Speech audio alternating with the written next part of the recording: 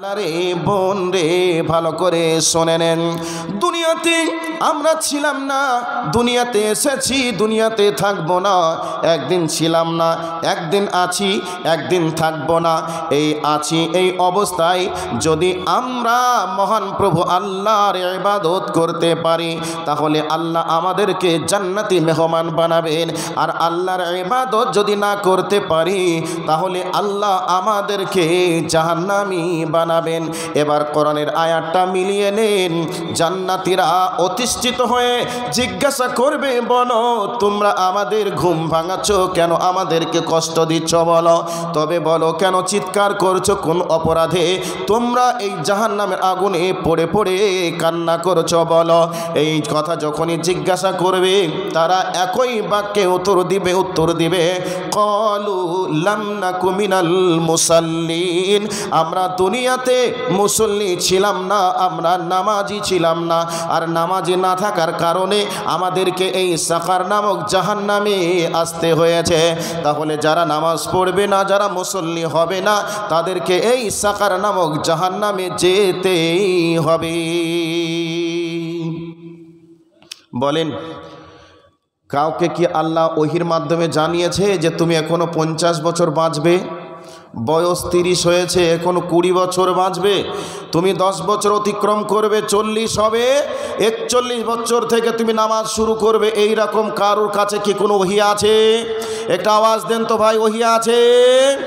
নেই। এক্ষুনি আমি চলে যেতে পারি, তো আমি যদি নামাজি না হয়ে চলে যাই, তাহলে সাকার নামক জাহান্নামে গিয়ে আমাকেও চিৎকার করে কাঁদতে হবে। যার কারণে আমাদেরকে নামাজ আজ থেকেই পড়া লাগবে। আর নামাজ না পড়ে মারা গেলে কোথায় যাব? সাকার নামক জাহান্নামে যাব। এ কথা আল্লাহ বলছেন, এটা মানুষের কথা নয়, এটা পৃথিবীর কোনো বুজুর্গানের দিনের কথা নয়, কোনো দরবারের পীর বাবার কথা নয়, বরং আমার আল্লাহর কথা। তারা সেদিনে স্বীকার করবে আমরা নামাজ না পড়ার কারণে এই সাকার নামক জাহান্নামে এসেছি। বোঝা গেল? এবার চলে আসুন, আর এক প্রকার লোক থাকবে, তারাও বলবে অকালু লাম নাকু মিনাল মুসাল্লিন ওয়া লাম নাকুন নুতঈমুল মিসকিন।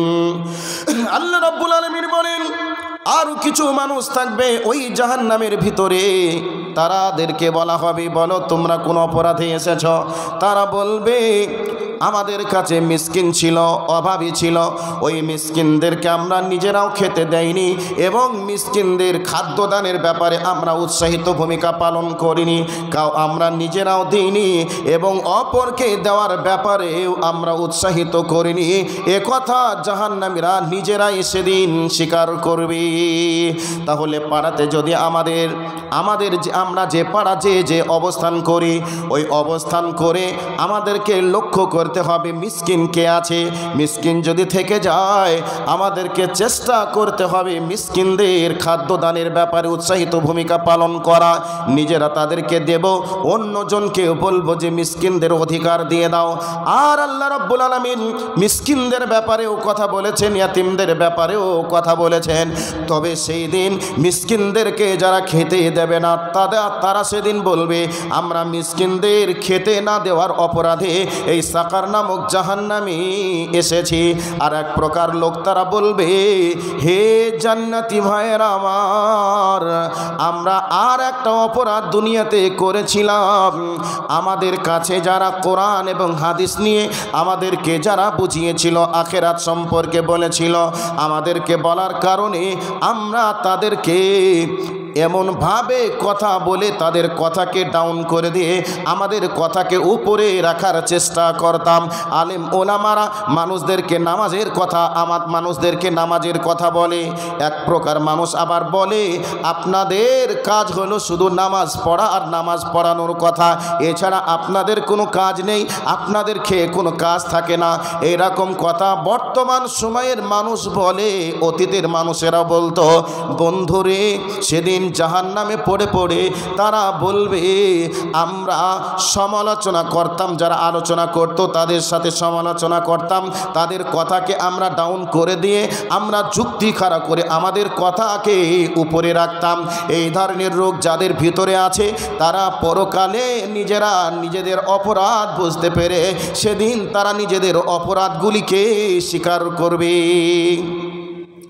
এইগুলি বলার পরে তারা বলবে হাত্তা আতানাল ইয়াকিন, এইগুলি আমাদের ছিল অভ্যাস, আর এই অভ্যাসের উপরে থাকতে থাকতে আমাদের কাছে মৃত চলে এসেছে, আমরা তওবা করে আল্লাহর কাছে ফিরে যাব, এইরকম সুযোগ হয়নি, সময় হয়নি, আর আমাদেরকে আজকে এই জাহান্নামের আগুনের ভিতরে এই অপরাধের কারণে আসতে হয়েছে। তাহলে এই অপরাধগুলি যাদের যাদের আছে, অপরাধগুলি বন্ধ করতে হবে কি হবে না আপনার বিবেকের কাছে প্রশ্ন। যারা নামাজ পড়ে না তাদেরকে নামাজ পড়া লাগবে কি লাগবে না? যারা মিসকিনদের অধিকার আদায় করে না তাদেরকে আদায় করতে হবে কি হবে না? যারা সমালোচনা করে, তর্ক বিতর্ক করে, আলোচকদের কথাকে ডাউন করে দিয়ে নিজের যুক্তিকে উপরে রাখার চেষ্টা করে, যাদের এই ধরনের চেতনা, এই ধরনের বুদ্ধি, তাদেরকে তওবা করে ফিরে আসা লাগবে কি লাগবে না? আপনাদের বিবেকের কাছে প্রশ্ন রেখে গেলাম, আল্লাহর কোরআন থেকে শুনিয়ে দিলাম। আপনারা যদি মেনে নেন তাহলে জান্নাতে চলে যাবেন, আর না মানলে এইরকমভাবে আফসোস আমাকে আপনাকে সবাইকেই করা লাগবে। এটা কোরআন বলছি, মানুষের কথা নয়, বরং কোরআনে আল্লাহর কথা।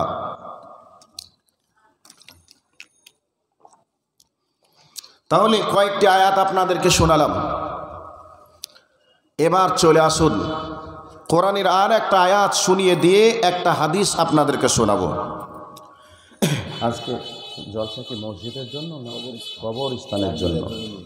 মাশাআল্লাহ, কবরস্থানের উন্নতি। 2 বিঘা ছিল, ধরে নেন 2 বিঘা ছিল, আবার 4 বিঘা নিয়েছে। দিনের দিন মানুষ ওই জায়গায় যাচ্ছে, জায়গা বাড়াতে হচ্ছে। তাহলে কবরস্থানের উন্নতি হচ্ছে, জায়গা বাড়ছে, কিন্তু আমরা মুসল্লি বাড়ছি না। কবরস্থানের উন্নতি তখনই হবে যখন কবরে মানুষকে দেওয়ার পূর্বে তাকে কবরের ট্রেনিং দেওয়া যাবে। কবরের ট্রেনিং নিয়ে যখন কবরে যেতে পারবে তখনই জানতে হবে কবরস্থানের উন্নতি হয়েছে। মসজিদ 2 তলা 4 তলা 5 তলা টাইলস মার্বেল হচ্ছে, মসজিদের উন্নতি হচ্ছে, কিন্তু মুসল্লির কোনো উন্নতি হচ্ছে না। কবরস্থান আমরা জায়গা বাড়াচ্ছি, মানে আমি ওই জায়গায় যাব, এর জন্যেই আগেই আমি জায়গাকে ক্লিয়ার করে রেখে দিচ্ছি, এরপরেও আমরা বুঝছি না আমার অবস্থা কি হবে। ভাইয়া, মারাত্মক ভয়াবহ জায়গা যার নাম হলো কবর।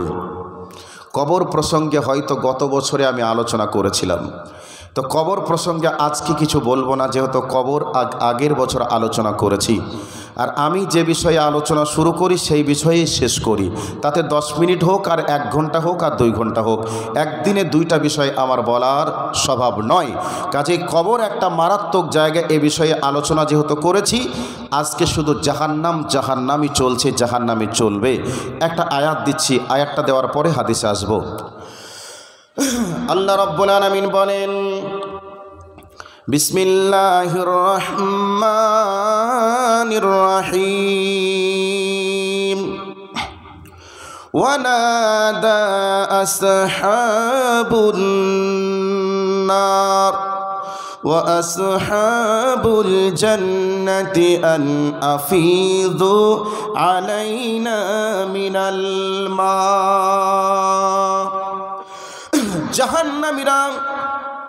জাহান্নামের আগুনের ভিতরে পড়বে, আর ওই জাহান্নামের আগুনের ভিতরে পড়ে পড়ে চিৎকার করে বলবে, ও জান্নাতি ভাইরা, তোমাদেরকে আল্লাহ জান্নাতি অনেক খাদ্য দান করেছেন, অনেক নিয়ামত দিয়েছেন। অতএব জান্নাতের ওই নিয়ামত আমরা চাই না, খাদ্য চাই না, বরং আমাদেরকে তোমরা একটু জান্নাতের পানি দান করো। ওই পানি পান করে আমাদের জীবনকে, আমাদের শরীরকে, আমাদের অন্তরকে একটু শীতল করো, কাজে একটু পানি দাও।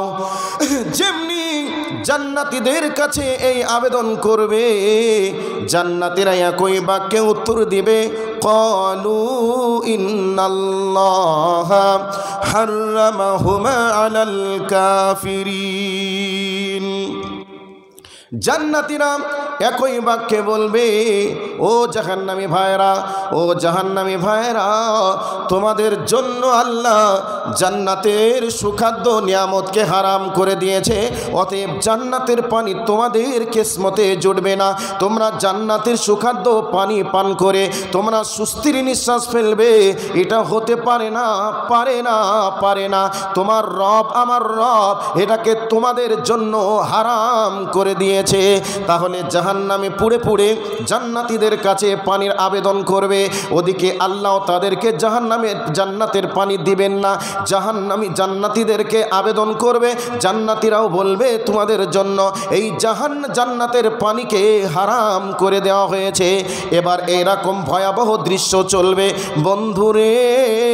এই অবস্থায় আল্লাহকে বলবে, রব্বানা আবসারনা ওয়া সামি'না ফারজি'না না'মাল সালিহান ইন্না মুকিনুন।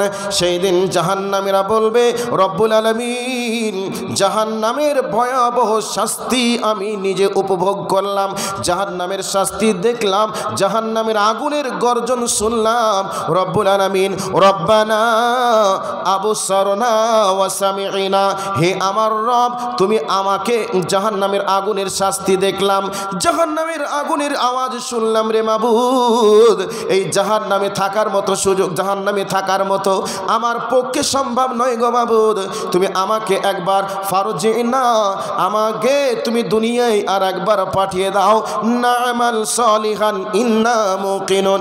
মাবুদ গো আমি দুনিয়াতে যাব, আমি নামাজি হয়ে, মুমিন হয়ে, ঈমানদার হয়ে আমি তোমার কাছে আবার ফিরে আসব। এমন কথা জাহান্নামীরা আল্লাহকে বলবে। আর আল্লাহ বলবে, বান্দা তোমাকে দুনিয়ায় 60 বছর, 70 বছর, 80 বছর জিন্দিগি দিয়েছিলাম, ওই জিন্দিগিতে তুমি আমার কথা ভুলে গিয়ে শয়তানের বন্ধু হয়ে তুমি দুনিয়া করেছিলে, অতএব দুনিয়াতে আর যাওয়ার কোনো সুযোগ নেই, বাঁচার কোনো উপায় নেই।